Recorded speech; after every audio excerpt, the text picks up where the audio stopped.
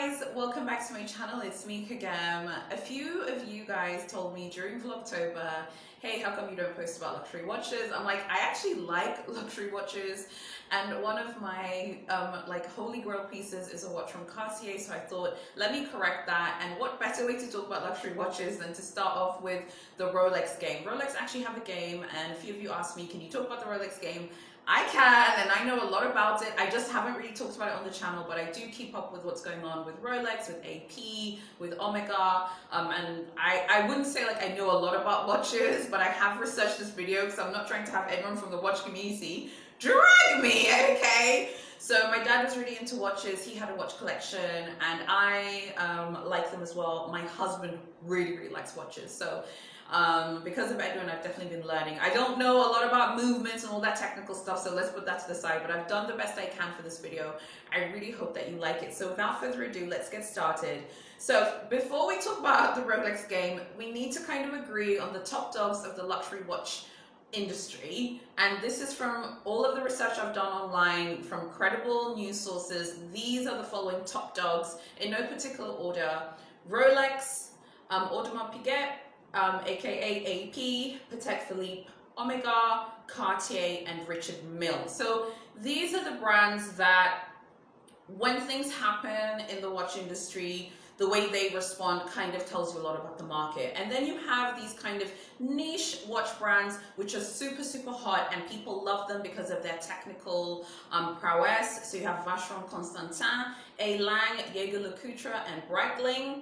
And then you have, obviously, you know, other brands like Tissot, you have Tag, and then you have the Swatch Group, of course, of which Omega, by the way, is part of the Swatch Group. Okay, so let's talk about the Rolex game. Rolex absolutely have a game, just like our friend, the Orange Stallion herself, Hermes, okay? The Rolex game is as follows. Rolex makes about 800,000 to 1 million watches worldwide a year. This includes the ladies' watches, okay? This is really important. The Rolex game works like this. Rolex do not actually have a like a boutique network like the way Big H does or Chanel. Rolex use what are called authorized dealers, aka ADs. Rolex's wholesale business works like this. Rolex will give watches to the ADs, authorized dealers, and then they will sell them on behalf of Rolex. Sounds simple, right? No, it doesn't. There's a game, honey, okay? And this is how the Rolex game works. So the Rolex game is essentially the ADs are the ones who are like the king makers for Rolex. And yes, I'm going with the king motif because we all know Rolex's motif and logo is the crown, baby.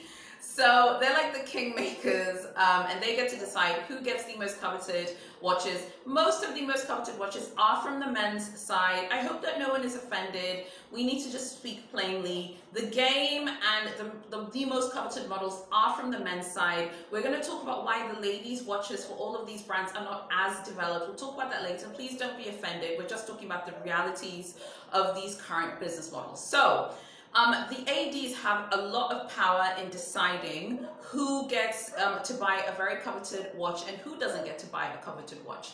Now, that doesn't mean that it's right or wrong. I'm going to put up some watch models on the screen so you can see what are the most coveted watch models from Rolex, from the men's side of the business.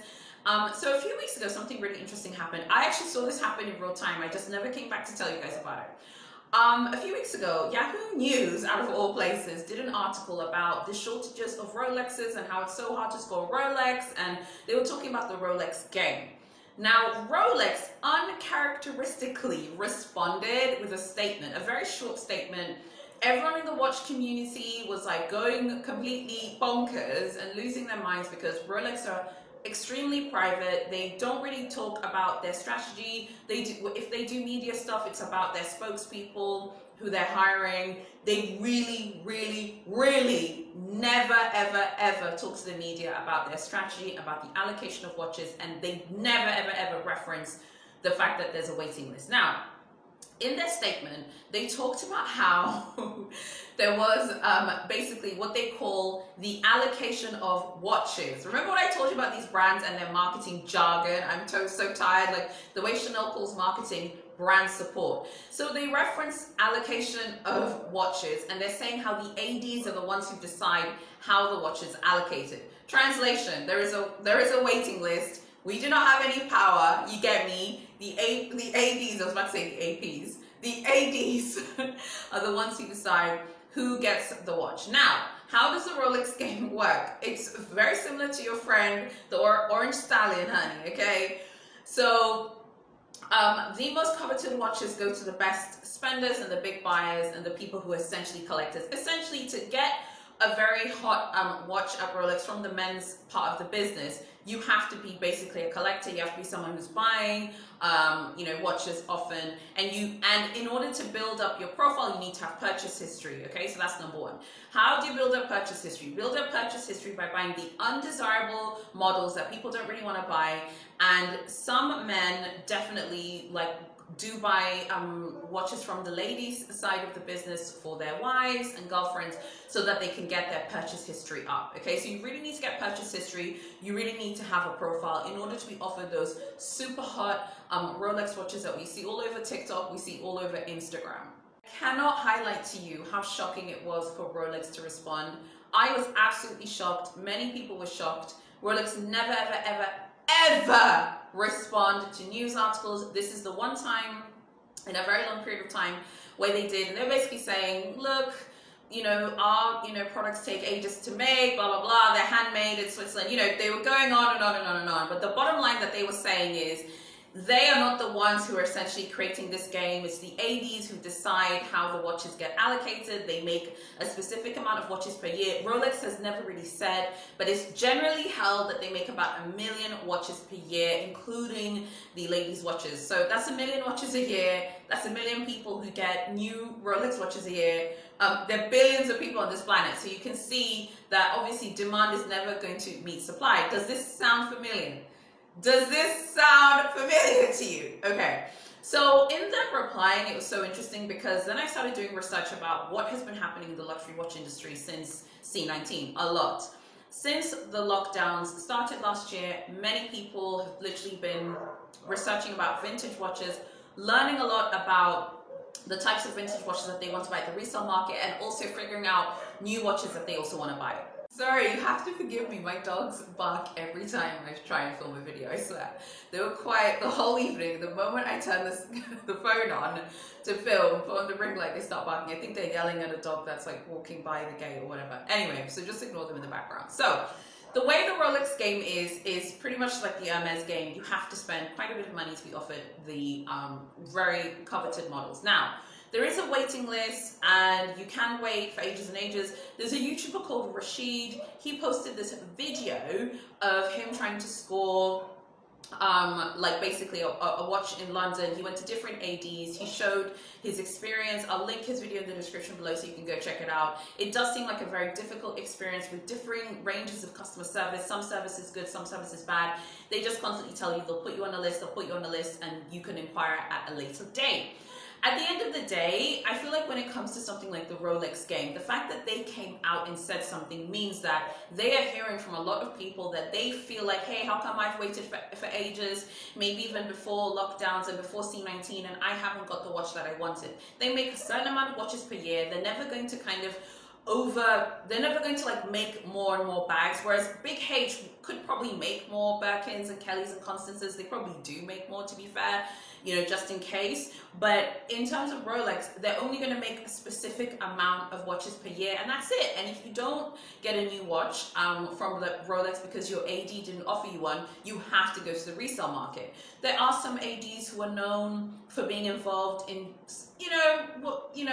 very shady tactics, who are known for being involved in the resale part of the market in a way that is shady and doing things which are outside of the scope of this channel, because we're all law-abiding citizens on here. Okay, so I don't really want to go into much detail. And I'd rather you guys don't really mention the tactics they use in the comments. I want to keep my comments nice and clean and not talk about things that are illegal, but there are ADs who are known to do things which are unorthodox, and they end up kind of ripping off people who love Rolex and are super passionate about the brand and end up paying prices which are just completely ridiculous that no market can basically sustain. Now, there are lots of critiques about Rolex, and one of the biggest critiques I saw in a lot of watch forums after Rolex came out with a statement is that Rolex could solve a lot of these issues if they did what AP are doing. AP basically have a game as well, I'll talk about that in a minute, but they have ADs, but they also have their own boutiques, which are company owned. Rolex do not have their own retail storefronts. They don't have their own retail network. If they had their own retail network, that would definitely decrease pressure and people wouldn't feel as bad as they do. I was reading so many stories on forums and groups like, Rolex really has people upset out there. People are doing anything and spending all kinds of money. We talk about one-to-one spending at Big H. It's nothing compared to what some men are spending at Rolex in order to score some of these coveted watches. They could solve a lot of these issues by having a few what are called mono brand boutiques that they basically own and that their company operated.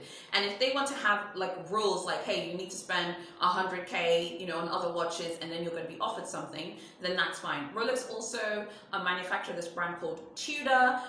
They could be like, okay, cool, like you need to buy some watches from the Tudor brand and then you can get a very coveted Rolex. So that is basically the gist of the Rolex game. Now, let's compare the Rolex game to the Audemars game. So, Audemars is actually older than Rolex. I think it was founded in the 1870s. Rolex was founded in 1905. They're pretty much, I would just say, like, the way they seem to be seen in the watch communities are like pretty much like neck and neck. Like all of those watch brands I mentioned as top dogs, they're all individually seen as very well, but people tend to compare Rolex and AP together the same way you compare Hermes to Chanel. Now, the AP game, I must say, when I was researching this video, I was quite shocked by the amount of terrible reviews a lot of those AP boutiques have. I was completely shocked because obviously AP have a lot of their own company-owned boutiques. So for example, those of you in the West Indies, if you're interested, AP actually have a location in Gustavia, the capital of Saint-Barthélemy, aka St. Barth. They actually have a location there. Rolex have ADs in South Africa. AP does not have any ADs on the African continent, unfortunately, but they have a lot of those, a lot of their own retail boutiques, in addition to the fact that you can get them at other ADs like Watches of Switzerland and things like that. Okay, so the AP game, you have to spend a lot of money at Audemars in order to be offered the most coveted watch at the brand, which is of course the Royal Oak. So now the Royal Oak is like the hottest like watch at Audemars, but they do have other watches that they are really passionate about. Now what they will do is basically you'll walk in, and of course we're talking about the menswear side of the business, we're going to talk about women's watches later. You'll walk in and you'll be like, hey, I want to buy this Royal Oak for my husband or whatever, and they're going to be like, do you have purchase history? Not going to ask you outright, but they're going to check and they're going to obviously see you don't have any purchase history. You're not going to be offered anything. You have to build a relationship with your local Audemars boutique or your local AD that sells Audemars watches, and you have to really build that relationship. Now, here's the bad news. Guess how many watches AP makes a year internationally in terms of selling? Sorry, not makes. Guess how many watches AP sells per year?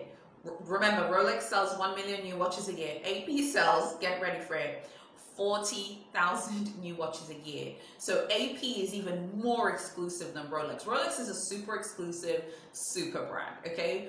But AP is like even more exclusive than Rolex just because there are about 40,000 new AP watches that they sell every single year. The demand is sky high. So many people love the brand, particularly the Royal Oak line, which was launched, I believe, in 1972. So I was reading a lot of stories on the watches subreddit. I also saw a lot of watch forums. People were talking about AP, and it really just sounds like an absolute nightmare. It sounds like a complete nightmare. It sounds like a hot mess, whether you're going to the AD or the actual AP boutique itself. It sounds very competitive. A lot of the AP boutiques, they say they really judge how you look. They look down on you if you haven't dressed nicely. There's some of you who say, oh, I can walk into Chanel with flip-flops. Good luck doing that at any of the AP boutiques, honey. They're going to look at you like you're an alien. Like, someone take and put this person back into their spaceship so they can leave. Apparently, they're very judgmental about the way you look and the way you act, the way you dress, blah, blah, blah. Okay, fine. Particularly if you're new. Obviously, if you're a VIP, you've been there for some time, you probably don't care how you look. Okay, so you need to have spending history. You need to have purchase history at AP. They really want you to buy other things. AP are actually kind of playing around with jewelry. There is a designer, I think her name is Carolina Bucci. She made some bracelets for them. I saw them on the website because I was researching the video, and they look kind of cool, I have to say. The bracelets to me look kind of cool. I mean, I like them. I thought they're kind of cute.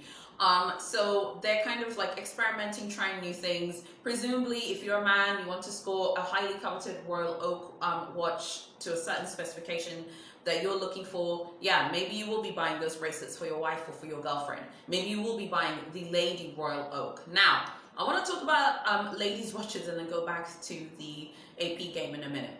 So ladies' watches are just not as desirable as the men's watches in the watch community. Most watch enthusiasts in general are men. Don't be offended. We're just talking about the facts here, okay? The watch business is kind of targeted towards men. However, that does not mean that all of these major brands are not trying to correct that. Omega have a watch line for women. AP have a watch line for women, which they call ladies. I love that. Rolex, of course, have their ladies watches as well. Vacheron Constantin have got some very cool ladies watches. I'll show you guys that later towards the end of the video. So, because the women's watches are not as coveted as the men's watches, just because they have fewer female customers purchasing the watches, it is said in a lot of these forums, I can't prove it, it is said that if you're a woman and you walk into, say, the AP boutique or an AD that sells AP watches, who says, hey, I'd like to try on what they call the Lady Royal Oak. So that is the Royal Oak watch for women. It's called the Lady Royal Oak. If you say, I'd like to try on one of the ladies' watches, a Royal Oak ladies' watch, it's highly likely that if they have it in the store and if they have it in stock, they will sell it to you. Now, the Royal Oak watches for women are coveted, but it depends, like the specs, it depends, like lots of details about the watch and all of this. So it just depends also your location. Very competitive locations in Asia, those Lady Royal Oaks will probably have a wait list and probably wait some time. Maybe competitive locations in America, but again, they're just not as coveted, and this is across the board. It's the same thing for Rolex. Rolex as well. They really seem to me like Rolex, AP, and Omega. It really seems like the women's side of the watch business is something they really want to work on. They seem like they really want to get female clients. They really want us to like buy their watches. So it shouldn't be as hard to get a Rolex or an AP that you like. Maybe you'll wait like 1, 2, or 3 months, but you won't be put through the stress that the lads are going through of having to spend so much money and having to buy things you don't want. So there's no real game around the women's watches. Okay, now let's go back to the AP game. So the AP game is just so many shenanigans. There's some crazy stories I saw, particularly on the watch subreddit. I was reading a few stories there. There was one man who said he walked into a boutique, an AP boutique, and he asked the SA if he could just try on. He didn't even ask to buy it, okay? He asked if he could try on one of the Royal Oaks that they had there. It was to this specification that I'm not familiar with, but apparently people were saying it's very coveted. And the SA said he could try on for a little bit, but it was for a VIP and don't try on too much, but you can try on for a little bit. So there were a bunch of people commenting, and people were just kind of commenting on how kind of ridiculous that was, the fact that you have to beg an employee of Audemars to try on a watch that you should rightfully be able to walk into any boutique and buy. Now, my response to the AP game and the Rolex game is, at the end of the day, no one is forced to play the game. This is the same thing as it pertains to Big H. It's the same thing for Rolex, the same thing for AP and our friend Chanel, because it seems like she's creating a game as well. No one has to go and play these games. If you don't want to buy a Royal Oak that's very coveted, you do not have to buy it. Now, the resale market is super hot. Some of these Royal Oaks, depending on how they look, whether they've been frosted, whether they have diamonds and all of this, some of those Royal Oaks that I've seen on the internet are going for like $90,000, $100K. I want to be clear about something because I like luxury cars. I've told you guys I like luxury cars. I'm always looking at the used car prices for Lamborghinis, Aventador S, Ferraris, and Mercedes-Benzes. Those are the three brands that I always follow, although I'm more of a Lamborghini girl and a Benz girl. You could take 100K, you can get a Royal Oak, or you could take 100K and put that towards a Lambo. That is how high and how premium AP is at the moment. So there's a massive game around AP. I believe the retail price of a sort of standard Royal Oak for men without any like embellishments, the kind of standard price is about $20,000, like from Audemars directly, without, you know, any shenanigans, without having to like go to the resale market. And some APs on the resale market are reselling for like $70,000, $60,000, $100,000. I mean, it's pretty crazy, and we're talking about Royal Oak specifically. So what do we think about the Rolex game, the Audemars game? Look guys, I'm sorry, but no one has to play the game. I can't be mad at these companies for figuring out a marketing strategy that works for them. I would say that the Swiss watch brands are even more passionate about limiting supply than Big H.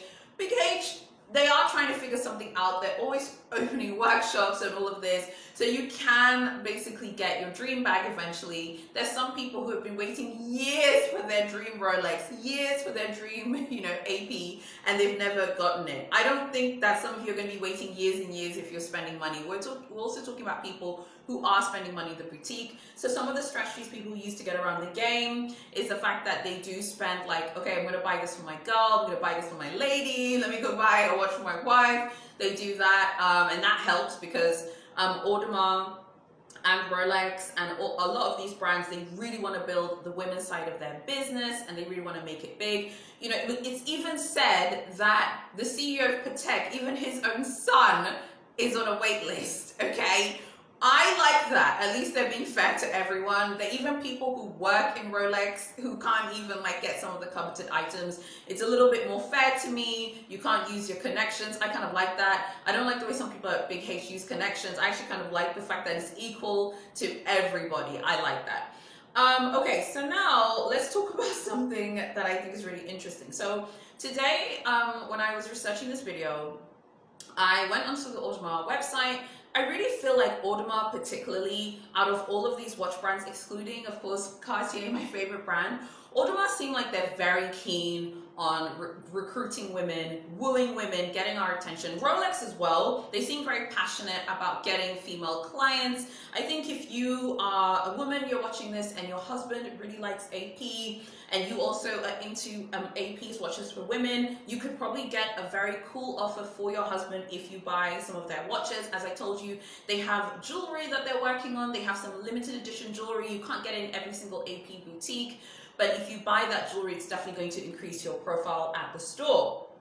Now, let's talk about something which I find super interesting. Snobbery in luxury watches. I must say, and don't be offended if you're in the luxury community in terms of liking watches, I have noticed that there's a lot of snobbery when it comes to watches.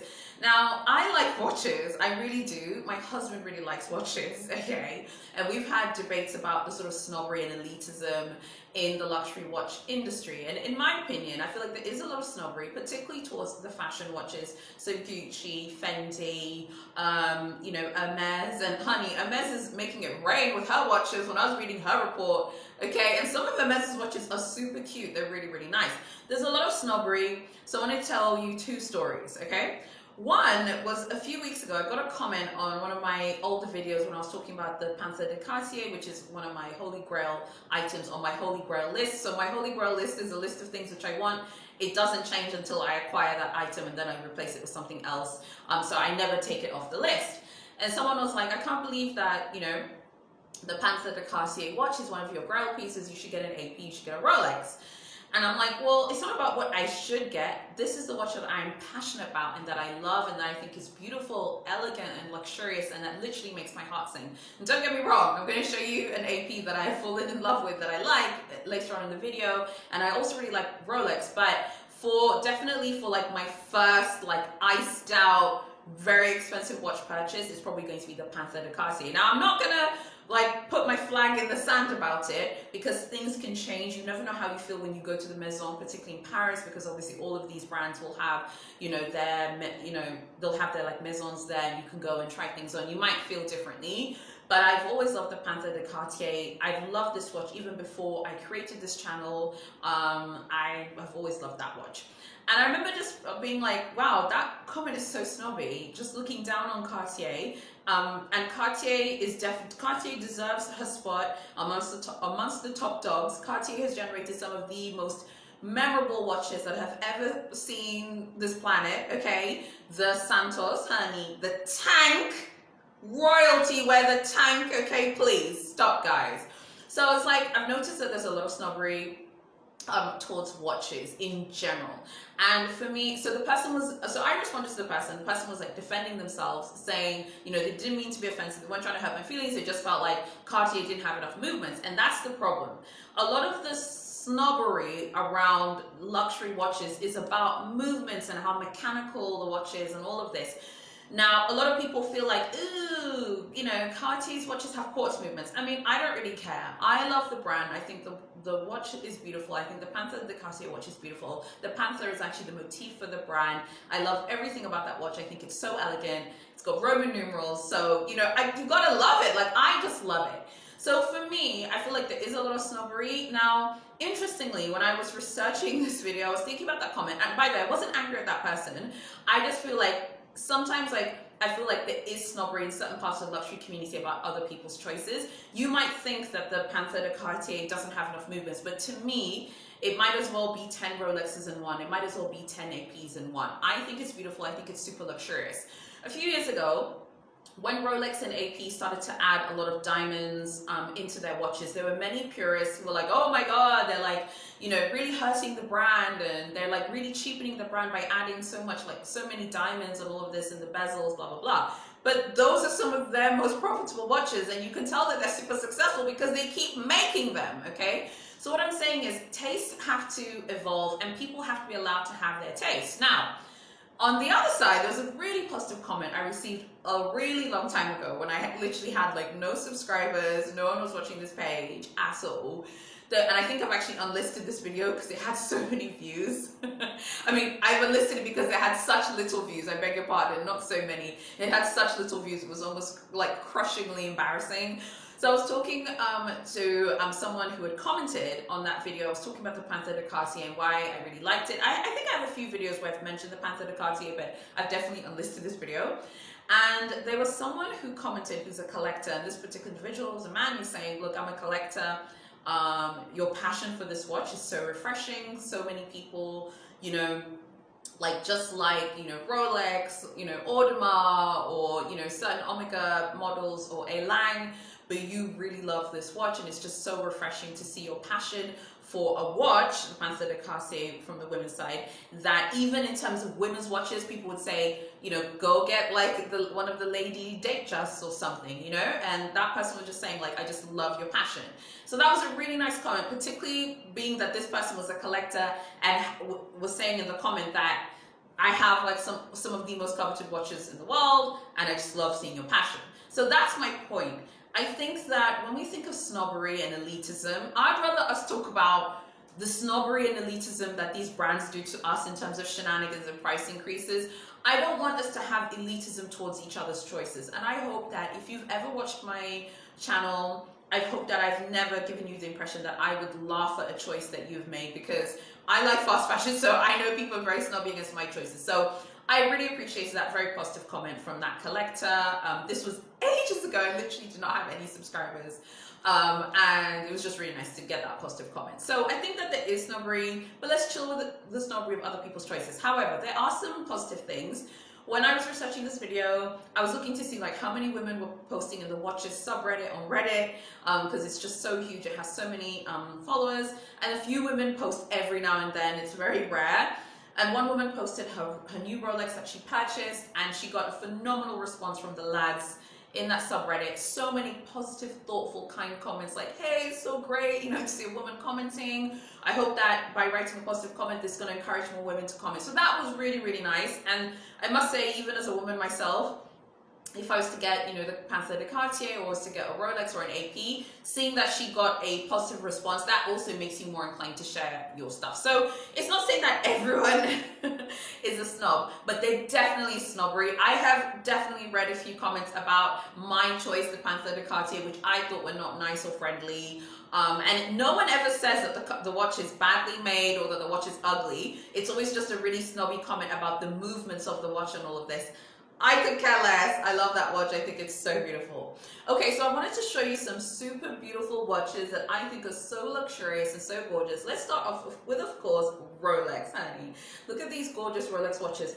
One thing I love about Rolex's watches is they just look so elegant and luxurious.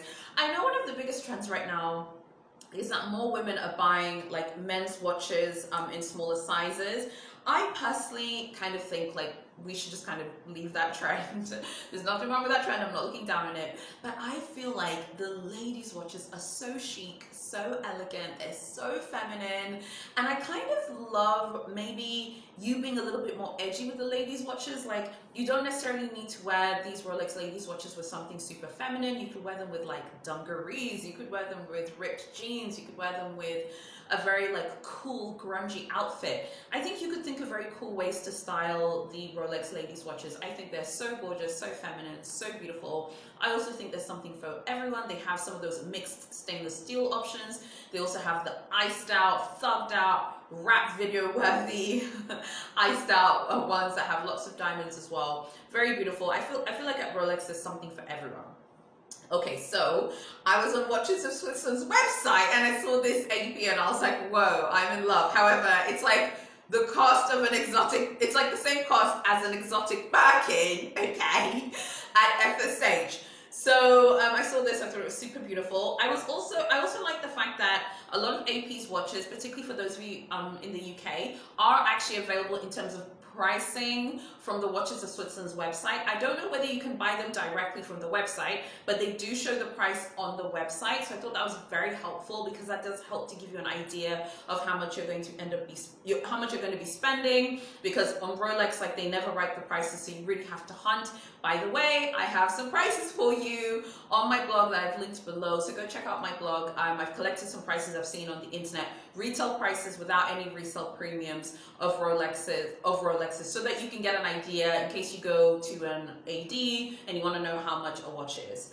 Okay, and there's this other stunning watch. Oh my gosh, it's so beautiful. This one is from Vacheron Constantin. It's called Égérie. I think this is so cute, so darling. It has this beautiful, whimsical, almost like Alice in Wonderland kind of quality to it. Of course, it's the iced out version, but they do have more subtle versions for those of you who are minimalist, but you know my style. You know I love standing out. I think this is so cute, so darling. And something else I like about Vacheron Constantin is Vacheron Constantin also put the prices for their watches on the website, which is so helpful because you know how much you're going to be spending. And Vacheron Constantin have a fantastic reputation in the watch industry. For those of you who do care about, you know, like whether the movements are right and the mechanical movements and all of this, Vacheron Constantin are known for their technical prowess. It's also one of the oldest watch brands in the world. It was founded in 1755 by Jean-Marc Vacheron, who also knew Rousseau as one of his contemporaries. So that's pretty cool. So I thought I'd show that one that I liked. I think that one is very beautiful. And yeah, let's talk about the fashion watches. So fashion watches get a tough time in the luxury watch community. Many people look down on them. I do not feel like Chanel cares, honey, because Chanel has one of the most successful fashion watches. Of course, I'm talking about the J12. Very popular. The price point is something that people like. It is absolutely a fashion watch. This is a pure branding play. Many of the purists in the luxury watch community look down on fashion watches. I don't think that Chanel cares. Frankly, I don't think Hermes cares. I don't think Gucci cares, because their fans and their supporters are always going to be buying those watches. What do you guys think about the Rolex game, the AP game, the Hermes game? What are our thoughts? I'd love to know what you guys think. Tell me what you think about these types of videos where we try something a little bit new. We talk about luxury items that are not necessarily fashion items. Well, no, wait, that's not true. Watches are part of fashion, but you know what I'm saying. They're like timepieces. Do you want to talk more about other types of luxury items? So, for example, if I was to go to Zanzibar, would you want to see like a luxury Zanzibar vlog at a luxury hotel? Are you into things like that? Do you guys want to see those types of luxury themed videos that maybe are outside the scope of fashion? I'd be super curious to know if you guys are interested in seeing more of like luxury hotels, because that's stuff I do with Edwin anyway. I just never film it. So I'm just super curious to know if you guys are interested. As a general rule, I film things which I'm interested in and that I'm passionate about. So as luck would have it, I really like luxury watches. I like luxury hotels and luxury travel. and I'm very lucky that I get to go to luxury hotels often. I do luxury travel with Edwin often. I just don't film the video. So if you're interested in that type of thing, please let me know, because I'd love to film things that you guys are interested in. I also have the opportunity maybe of going to a luxury house in Dar es Salaam and filming a video. Would you guys be interested in seeing that video? Obviously it wouldn't be my house, because you know how I am about privacy, but it'd be the house of someone who I'd get their permission to film. Would you guys like to see like a super luxurious house in Dar and see how the super rich in Dar live in terms of housing? Let me know what you think about that. I have really enjoyed you guys' support during Vlogtober. We're now in November. I'm so excited because it's Christmas time. I was actually going to do today's video as a Christmas themed video, but I thought, no, let me save that for later on in the week. I'd love to know what you guys think about the game. Guys, I think Chanel also have a game that they're working on, so I'm also going to work on that video very soon. Thank you so much for watching, and I'll see you guys, because it's Wednesday, I'll see you guys on Friday in my next video.